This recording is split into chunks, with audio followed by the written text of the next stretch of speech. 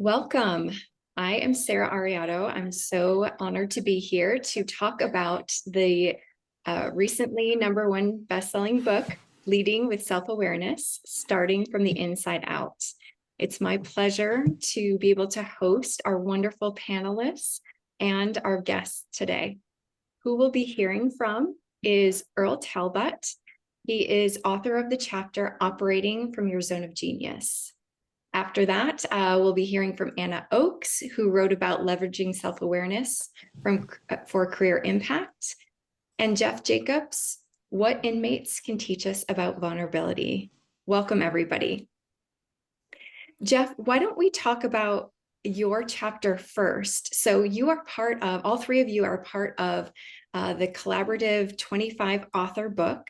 It's a bestseller on Amazon. And it really focuses on leading with self-awareness, so going within. I'm excited to hear about what made you compelled to write about your experience with inmate ministry.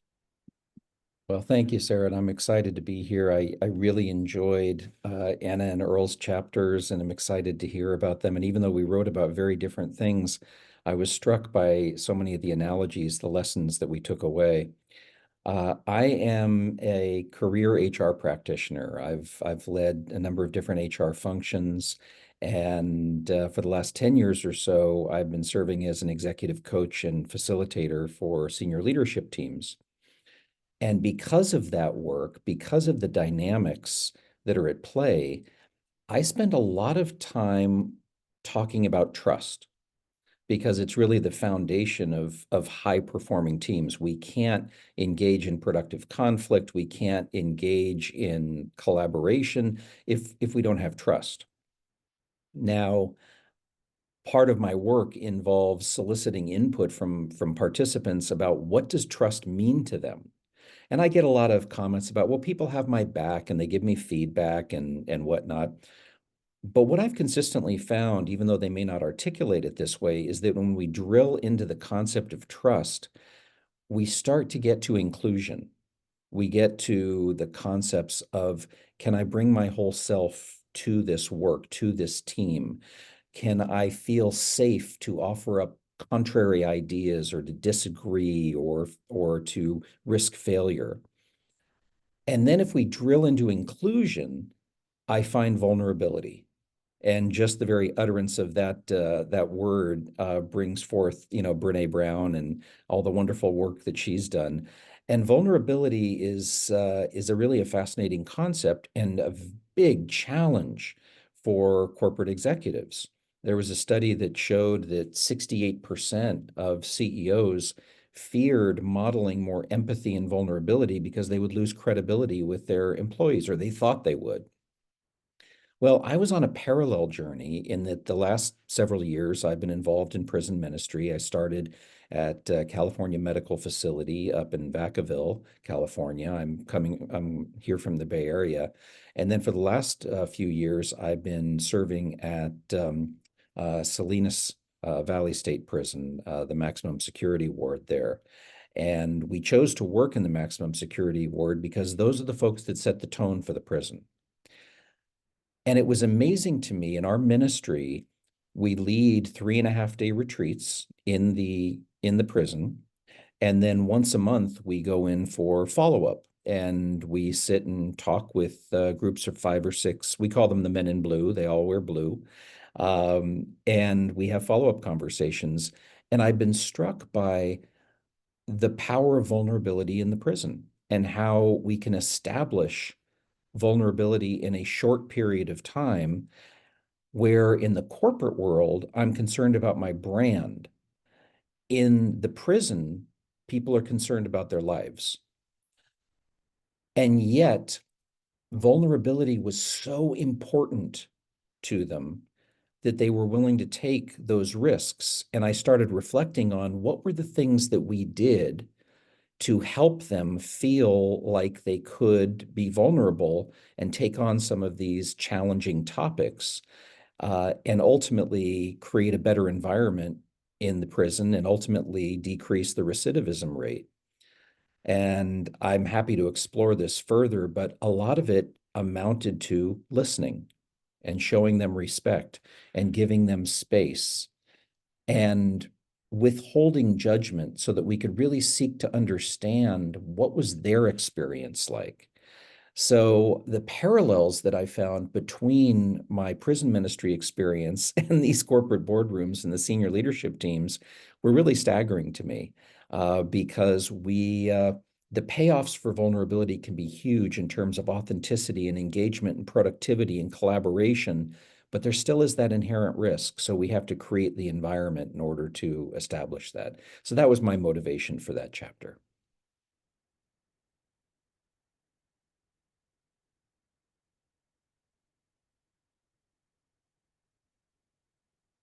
Oops, I think you're on mute, Sarah.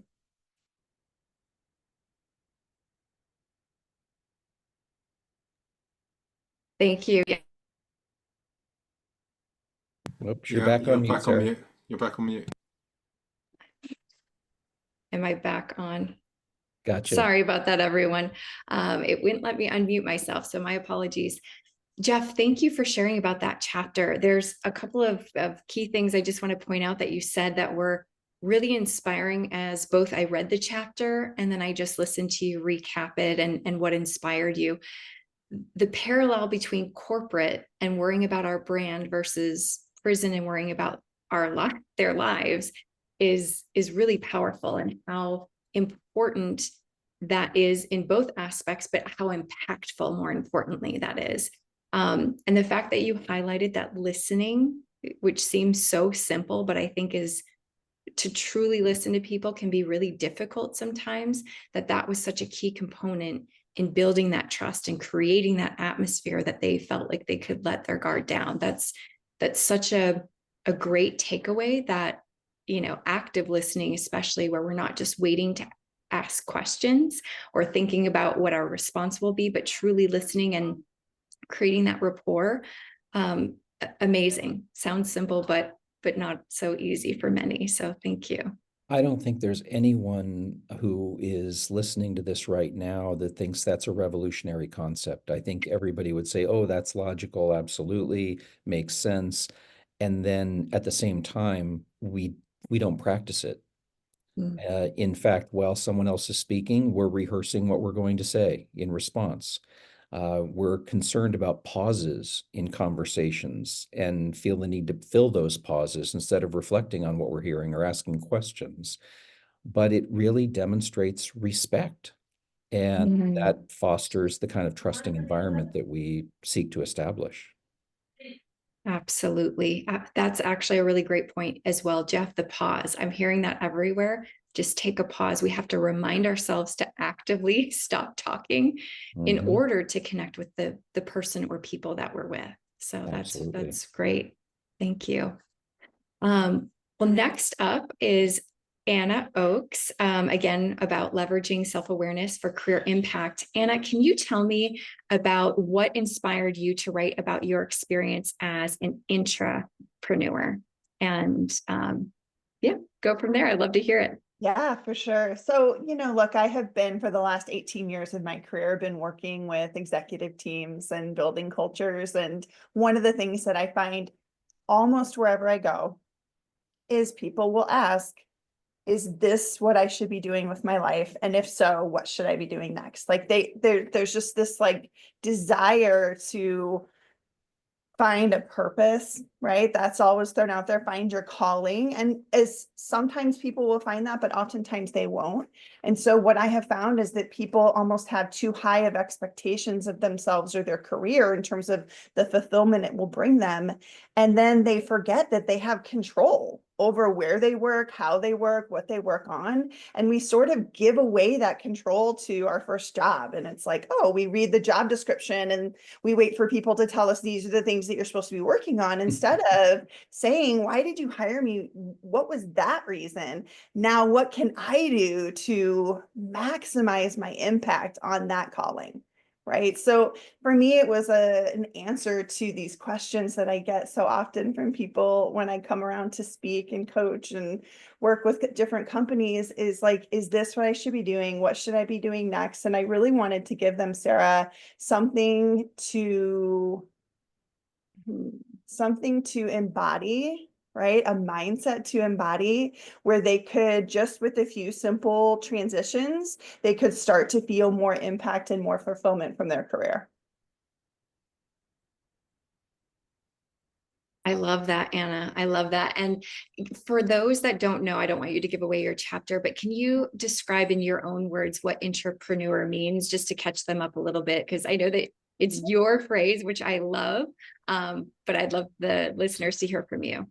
Yeah, I will. And I cannot take credit for that phrase. It existed before, but I did my TEDx talk in 2019. I think it was 2018, early 2019. And I talked about the entrepreneurship in that TED talk for this exact same reason of why I wrote this chapter, is because I wanted to help people understand that, like, let's take, for example, Gen Z, who wants to own their own businesses, wants to be their own bosses from a very, very early age. We're already seeing that in the data. Not everybody is going to be able to be their own boss. I've learned that from times as an entrepreneur and times as an entrepreneur. And an entrepreneur is somebody who has these entrepreneurial skills, who has these strengths, wants to maximize them, wants to apply them, but chooses to work for somebody else. Like, maybe they're not going to take on the risk of owning their own business or being their own consultant or coach. That's okay, right? Not everybody can do that. We need entrepreneurs working within these systems so that we're building the companies that we want to work for and produce the goods and the services that we really appreciate, and value being a part of the process of. And I love that you said that, because I think sometimes, based on, what our societal norms are and what our upbringing is, or the point in our career we look at different roles or different maybe entrepreneurs and executives and people who own their own business in a different light. And we forget that the value that those entrepreneurs bring, the people that are there with the customers, building that rapport, creating that relationship, and really are the face of the business, adds so much value. And, we look to executives to be the ultimate goal sometimes, but forget the value that we're bringing as that frontline worker. So I love that you bring that up, as well as the control aspect. So you don't have to be a bystander in your job. You really can help to create the trajectory of your career and really take ownership of what you're contributing in your role, regardless of what that role is or what that company is. So I love that you highlight that. And I think it's so important for many people to remember, especially those that are either in a career transition or early on in their career, where, maybe they're striving to get to the top, so to speak, but it's all the steps and the learnings along the way that really create the person and the leader that they become. So I love that you highlight that. Thank you. Yeah. And I think could add to, Sarah, that I don't want people to hear that this is about climbing some like theoretical ladder. This is not what it's about. It's about maximizing your impact and finding fulfillment in a career that you choose to have. And we can do that from McDonald's fry clerks all the way to executives. Like, we can find fulfillment where we are if we can remember that we do have a choice. We do have control. And I know sometimes, and I don't want to be naive, right? Let's look at that fry cook, right? May not feel like they have as many choices as that executive. I completely understand that. But what I want to do is give people these tenets, right? These tenets of entrepreneurship that they could practice and move towards more alignment, if not fulfillment, more alignment in their career with what they value, with what they find important, and what they're really great at too. Yes, thank you for clarifying that. Thank you for clarifying. I was actually at a talk last year where the custodial staff was referenced in terms of impact. So, the custodial staff is often the forgotten people, but boy, do I appreciate them. I appreciate walking into a room and having what I need and making sure it's a clean environment. And without them, things would be a lot different. So the impact, focusing on that is really key. Thank you for that clarification. Course. Last but not least, Earl, I'm so excited to hear about your chapter, operating from the zone of genius. It just sounds so intriguing. It had me at the chapter title.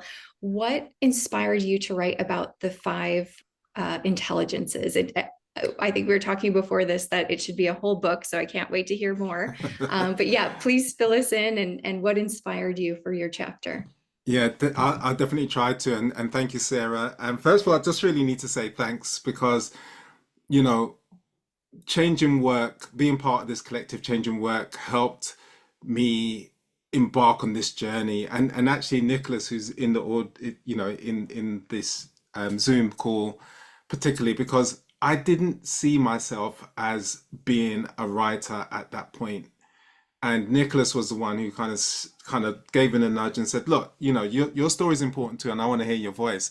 And so that's what helped me to take the leap of faith. And so I really want to give thanks to the group and Changing Work and my moms and no, I'm joking. Um, so what inspired me? So there's two dimensions to this book. So again, I had to think about it very differently because unlike some of the other people, some of the other 25 co-authors, I didn't see myself as an author. Those people had either written books or were in the process of writing books, many of them, not all of them, but many of them.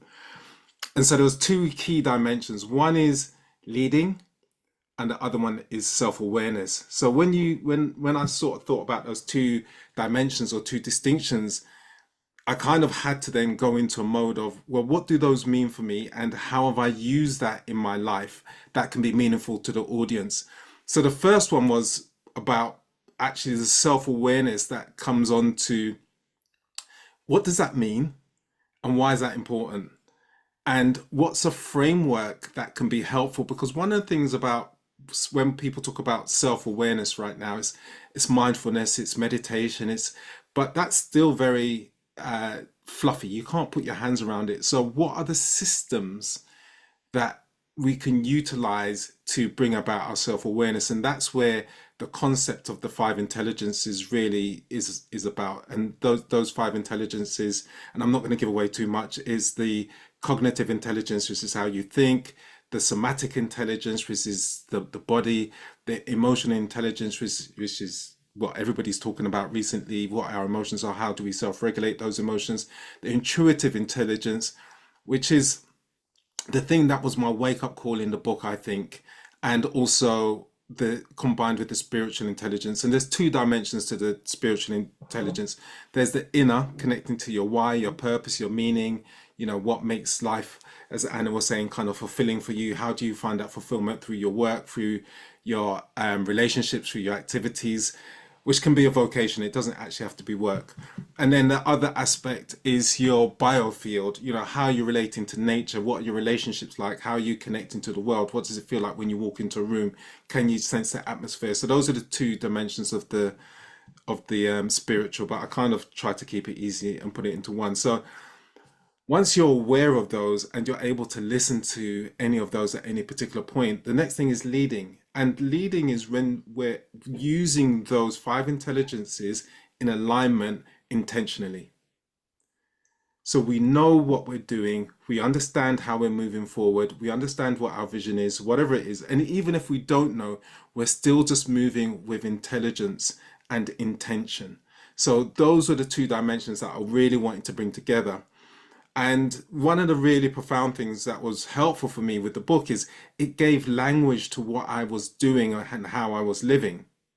So until I actually started writing my chapters for the book, there were things that I was doing and I was living, and I didn't actually bring them together in that way. And one of the fundamental things that have come out of this, and and this links to what Jeff is saying in his chapter and Anna in hers, one of the things that I'm really leaning into right now is resilience, because to unleash your entrepreneurial spirit, to be vulnerable, to step out of the step out of your lane, step out of the conditioning, step out of colonialism, step out of any of the isms that are there, we need resilience. As soon as you put your head above the parapet, somebody's going to take a shot, and you need to be resilient to do that. And so actually by bringing those together intentionally and living the life that we choose, or crafting a life with purpose, as I like to call it, we start to build that resilience and actually bring and activate those five intelligences. And the biggest challenge is when we're not resilient is because at least two or more of those five intelligences, in my opinion, are dormant. They're not activated. Earl, you had so many great little nuggets and takeaways. I just want to summarize some of what I heard. I love that you said these five intelligences gave you the language to express what you were feeling. I love that because I I now teach yoga and breath work and meditation, but years ago, when I would get stressed, because I was very type A, people would say, "Oh, meditate." And I would get viscerally angry at them and not talk to them for a while because I didn't think I could. And so, coming back to having that language of how to identify your experience and give you something a little bit more concrete, especially for people who aren't yet in maybe that meditative or in that world where they can really self-cope or self-soothe or find that resiliency from within yet, having that language to help facilitate is really key because a lot of people in the corporate world are very analytical and very type A and on the move. And so to tell them to slow down or to take time when they already feel overwhelmed and busy is a challenge. So I think that you said that beautifully, that it helps to give you the language of your experience. And then, yeah, go ahead. Yeah, no, and I was going to say, and that's so what you've just said there is magic because what happens is if you're in the cognitive, right, very analytical in this fast pace, what part of you are you neglecting? And the thing is, Sarah, if your message is to the cognitive part that is saying, "Oh, I've got to do more. There's got to be more. There's always got to be something to be done." If you're speaking to that and not the somatic intelligence, or you're Mhm. not speaking to the spiritual or the intuitive or the emotional intelligence, you're going to get a very different response. So if you say to somebody, okay, you've got a million one things to do, but what does your body say right now? Mhm. Mm, You're going to get a yes. very different response than if they just come from their mind. What does your intuition say right now? Or what are you feeling right now? And so that's how do we, and this is the important part of bringing those five intelligences to life and activating them, is to help them to find their language. Because often we don't speak from that space. We've been conditioned not to.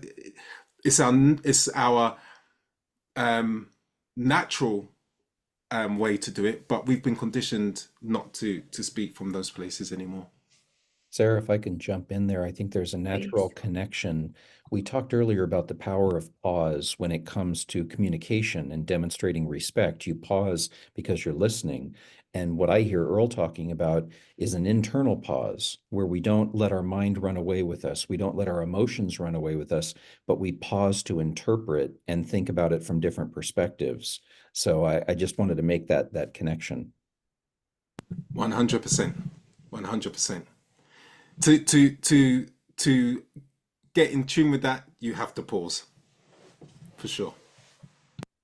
Absolutely. Yes. Thank you for that connection, Jeff, and for the beautiful chapters that all three of you have written. I've really enjoyed reading the book so far. So many wonderful authors, so many wonderful stories, and I love the perspective. So, leading with self-awareness, first of all, leading can be leadership is not just the fancy title, not just the status, but really the person and how they show up in different environments. To Anna's point of fulfillment and really control over creating your own impact, you can be a leader at any level. And so I love this book and how each author took a different approach to it, and each author has different key takeaways that anyone reading this book can really relate to or find a piece of themselves. So I really love the collaboration, and very thankful to the Changing Work organization for creating such a wonderful community, such a positive and supportive community, and their work in changing how we work, really showing up with compassion and empathy and awareness and resilience, all the things that you all have mentioned. Um, I'm going to check the chat to see if we have any questions. If anyone would like to raise their hand or unmute and ask one of the authors a question, we can take a few minutes for that. Let me just check here, While you're checking, I've got a question for Jeff briefly. please. The You're going to put me on the ministry, spot, Earl, aren't you? no, no, no, it's a really simple one. The ministry work, Yes. is that is that a religious thing or is that much more, is that different? It's an excellent question. So the prison ministry is called Kairos Prison Ministry, and it actually is an outshoot of Cursillo Retreat Ministry, which originated in Spain, went throughout Europe, and then came to the United States. And Cursillo is a Catholic ministry, and the Kairos Prison Ministry is more of a non-denominational Christian ministry. But I can tell you that uh, our participants come for a variety of reasons. They come because they think it'll look good in front of the parole board. They come because we are also called the cookie ministry. We bring upwards of 100 dozen cookies into the prison each time we go. And we give them some reasonable food. And actually, one of the biggest ways we connect with the men in blue is we eat their food. We join them in their cafeteria and eat what they have, which is quite the adventure. But what I find is that while we start talking about spirituality, and that could be, I've had people in my groups who were Catholic, Protestant, Muslim, agnostic, atheists. I've even had Satanists and Nazis in my group, and we start talking about spiritual uh, questions and considerations.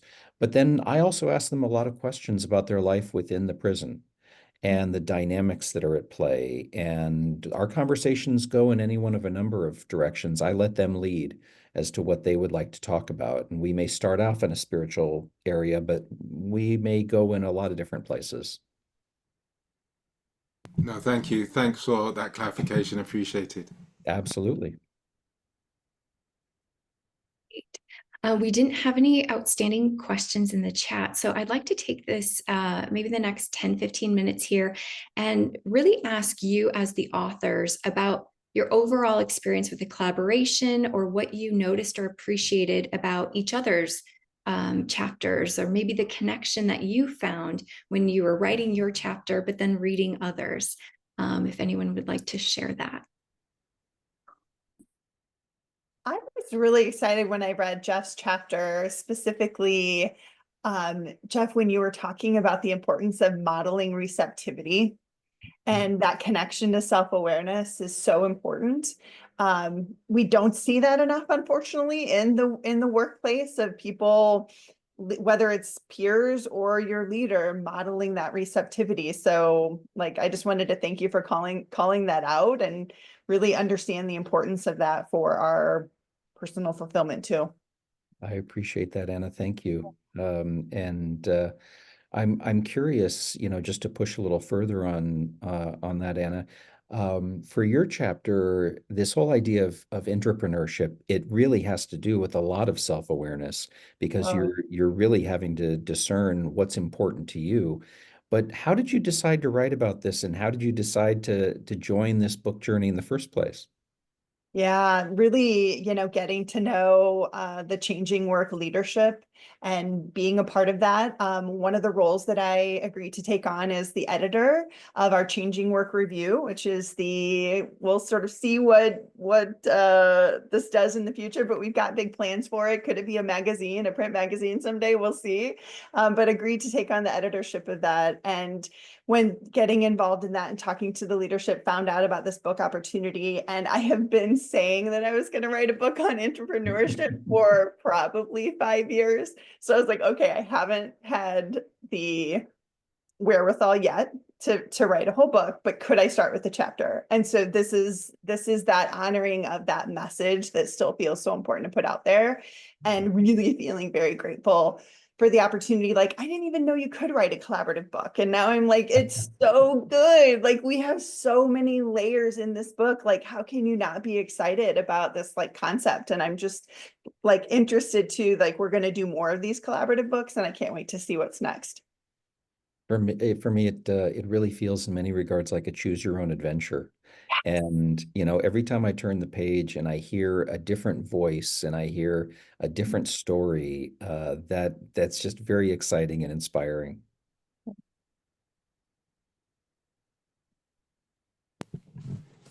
I'd just also like to add the structure the speed at which it happened was pretty fast, and the structure that Changing Work, the team that was working on it, the editor, everyone else, it just all the heavy lifting of writing a book was just taken away. And I'm so grateful for that element of the process.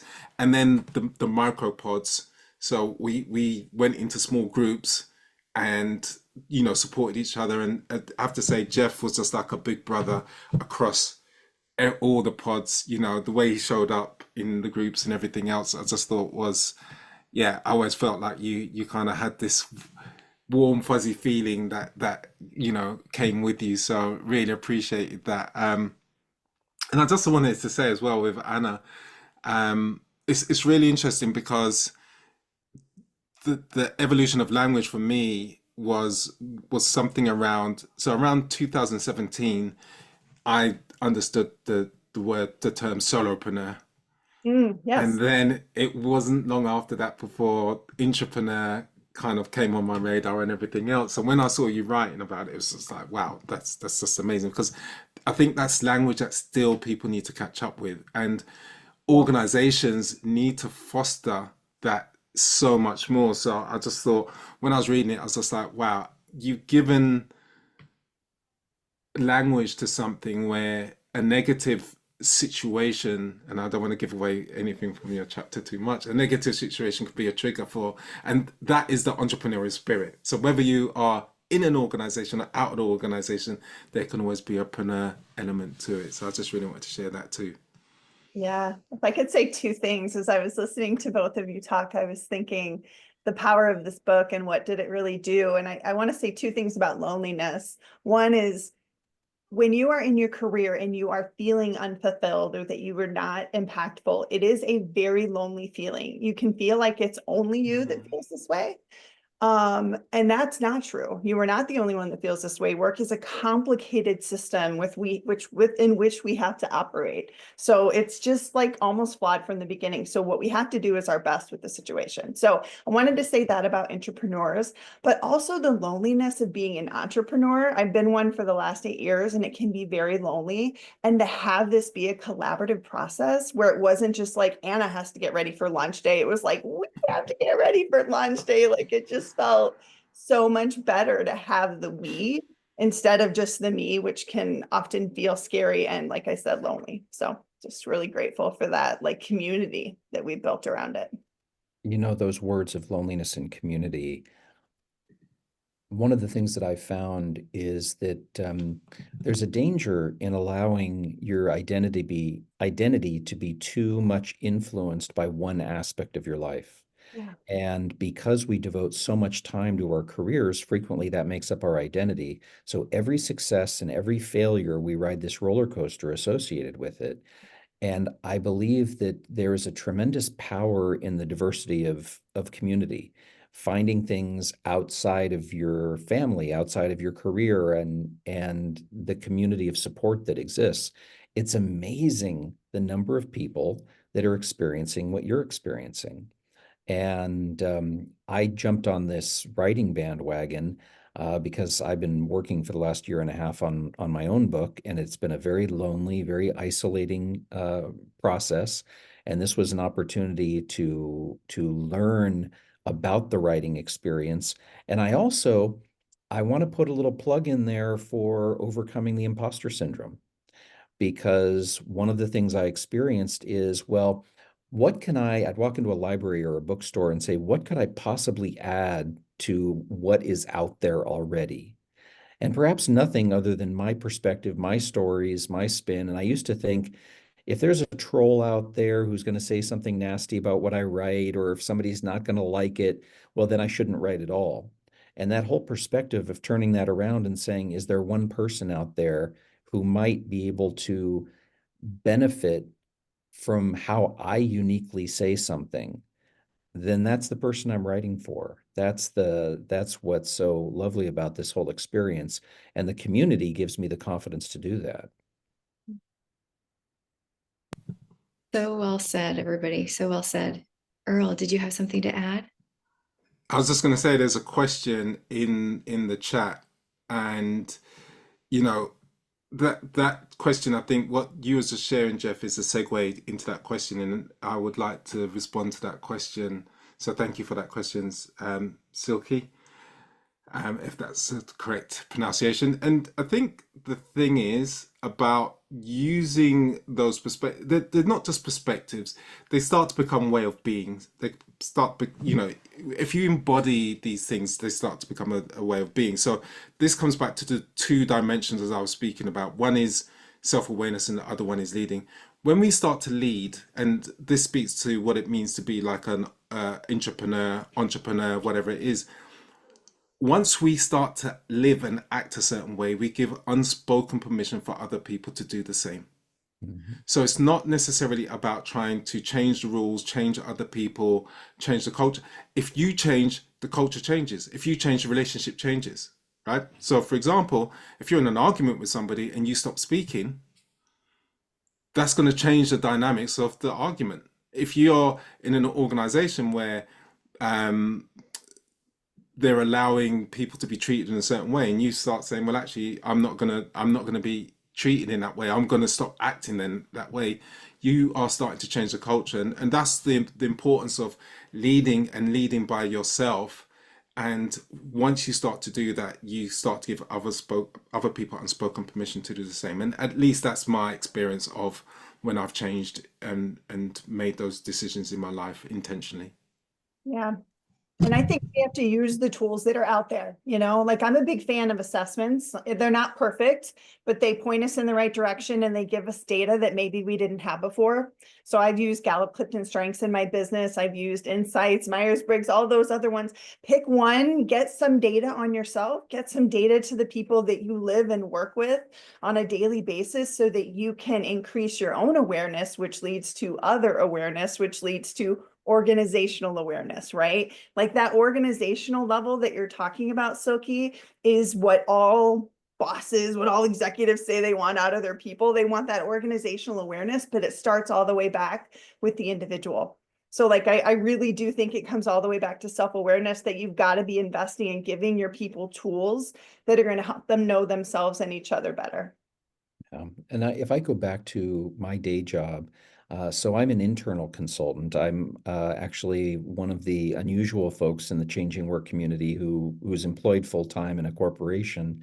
And we have 34,000 employees here and a few hundred executives. And the executives are my clients and their leadership teams. And to Silke's point, I frequently talk about vulnerability because if the executives are modeling that kind of vulnerability, then to your point, Anna and Earl, it gives not only permission, but encouragement for people to model that way. In my last three companies, I noticed that people started dressing like the executives. I mean, my last company, the CEO would always wear, jeans, a dress shirt, and a sport coat. And in this company, a lot of people wear quarter zip sweaters. And, people, if they follow the dress of the executives, they will certainly follow the behaviors of the executives. So the more we can be vulnerable, I think the safer the environment that we create. Yeah, and Cornell University did a study. The number one predictor of success for CEOs of like big successful companies was self-awareness. Yeah. The number one predictor of success is how well those executives knew themselves. That predicted the success of the entire company. Big, Absolutely. big. Yeah. One of the things that I talked about in my chapter is that I had worked at a company where the CEO would yell at people, could not solve a problem until you determined who was to blame, throw things, use profanity. And then I worked at another company where the CEO received his performance review from the board of directors, and he posted it on his door and sent it out to all 10,000 employees so they could see and help him develop in the areas that he was working on. Very different cultures. Mm. I remember reading that in your part of your chapter, Jeff, and I love that. It's really embodies what we're talking about with leading with self-awareness. Again, whether you're an executive or individual. I just want to summarize what I heard because you guys all had such wonderful perspectives. And in case the chat is not available for those that are watching the recording, I just want to summarize Silky or Silka's question and then what I heard each of you say. So the question was, what's your perspective on influencing the change toward all of your concepts beyond the individual from an organizational level? Because it's in the unwritten rules that allow for or hinder shifts. So to each of your points, what you talked about is really self-awareness, getting to know yourself, what you allow as an individual, both for yourself to be treated, but then to Earl's point, how you allow colleagues to be treated as well is what I was hearing. So if you stand up for someone, or if you stand up and say, no, I'm not going to go along with this, these are my expectations, and you hold a higher standard, that does by default, to Jeff and Anna's point, then it really brings the other players along, regardless of what level they're at.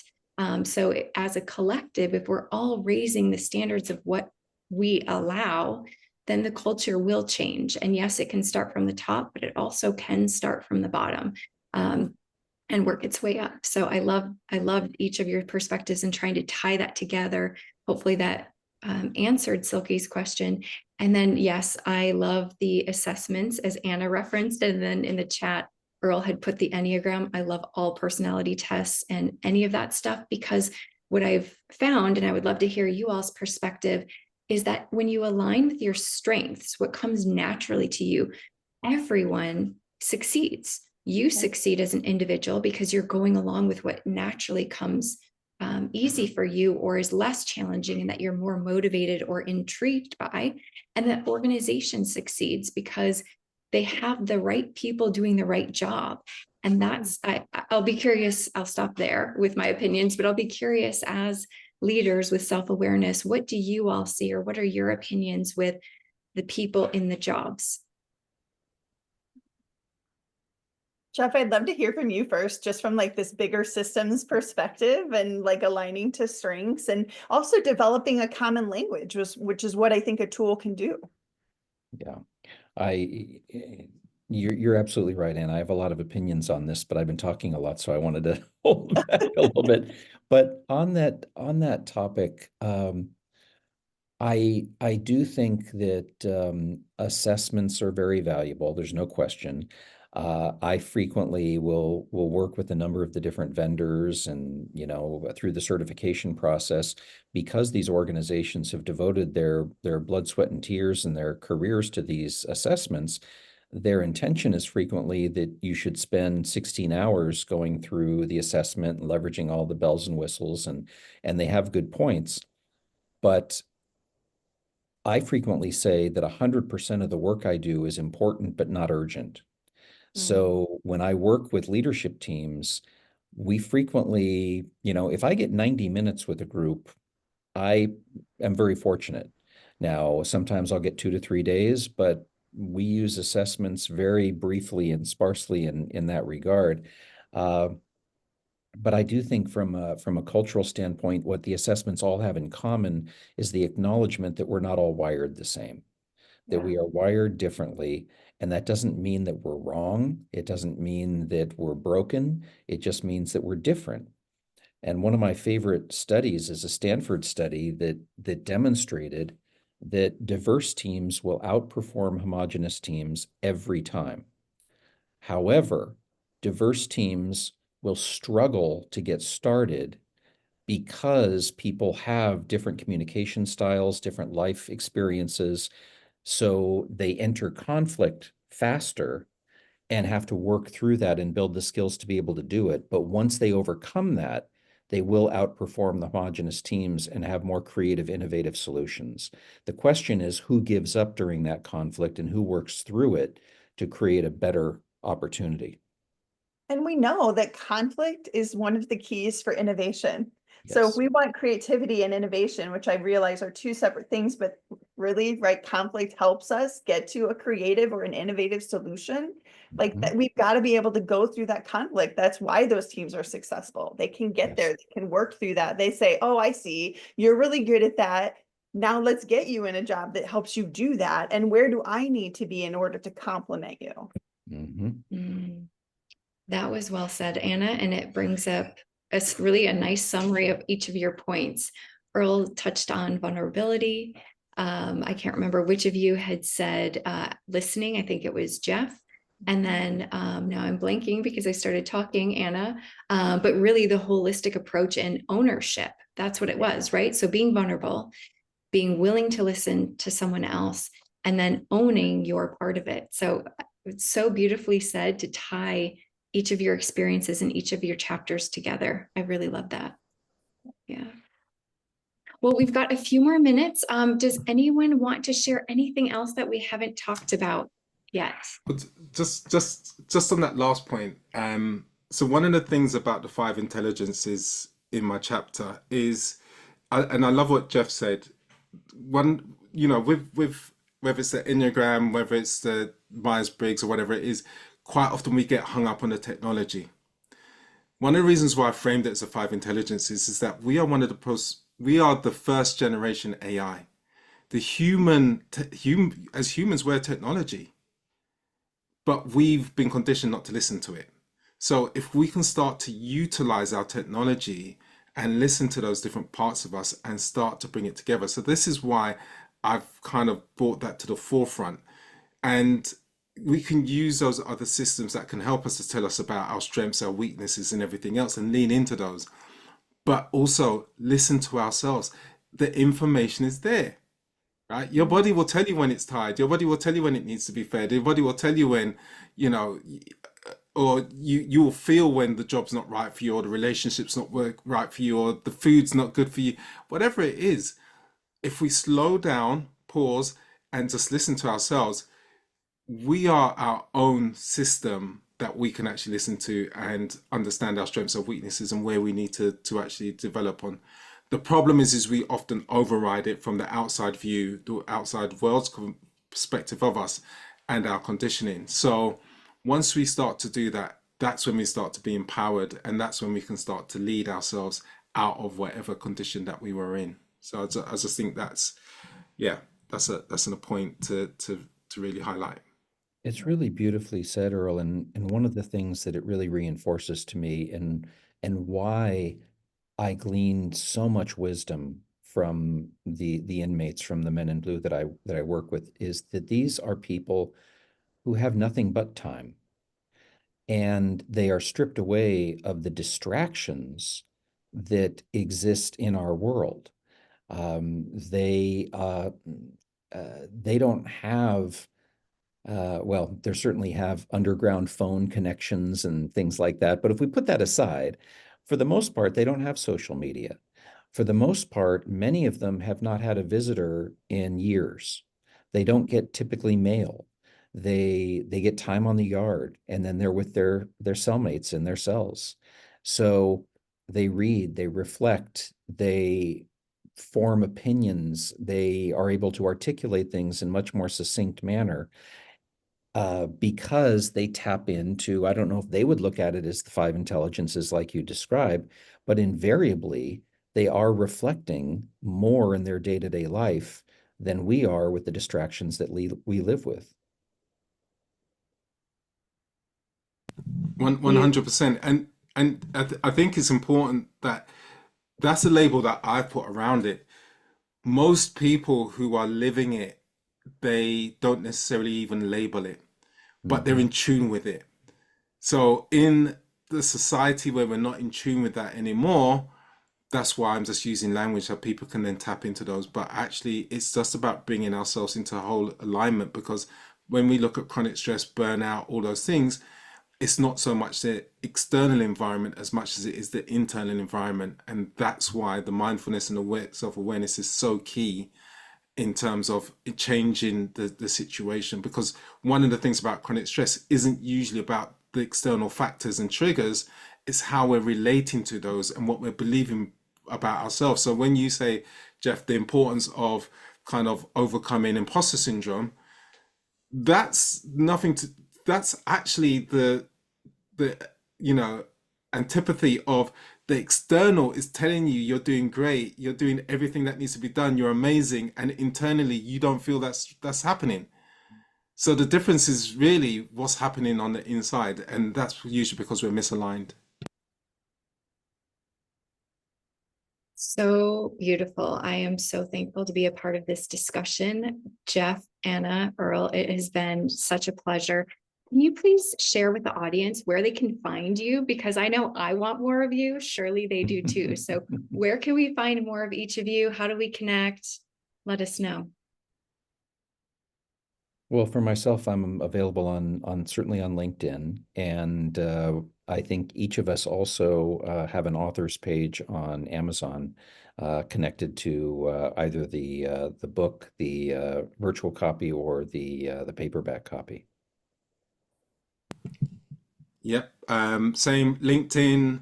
I've got a website, www.creativemuscle.co.uk, although it needs a refresh, so don't judge me. And I'll just say, if you want to be part of an amazing community, the Change and Work community, come join us. You'll find me there as well. And as I said, LinkedIn. So those are the main areas. Yes, link in to all of us. That's the best way. And Changing Work too, right? Follow Changing Work, see what's happening next. There's a lot of great things coming up. And Sarah, thank Excellent. you for orchestrating this conversation today. Thanks, Sarah. Absolutely. My honor to be a part of this. I know that you referenced changingwork.org. If you haven't checked it out, please do so. I know we referenced the author's experience in this collaborative book. And I think one thing that we didn't touch on, but that was the underlying message, is just really the collaboration and the caliber of the community that Changing Work has created. It really is full of leaders of all different levels, of all different backgrounds, of all different experience, and the caliber is just unparalleled. So definitely check it out, changingwork.org, and the book, Leading with Self-Awareness, Starting from the Inside Out, available on Amazon. Thank you so much for everyone that's participated today, to the three of you panelists, to our audience, for those of you that will watch the replay.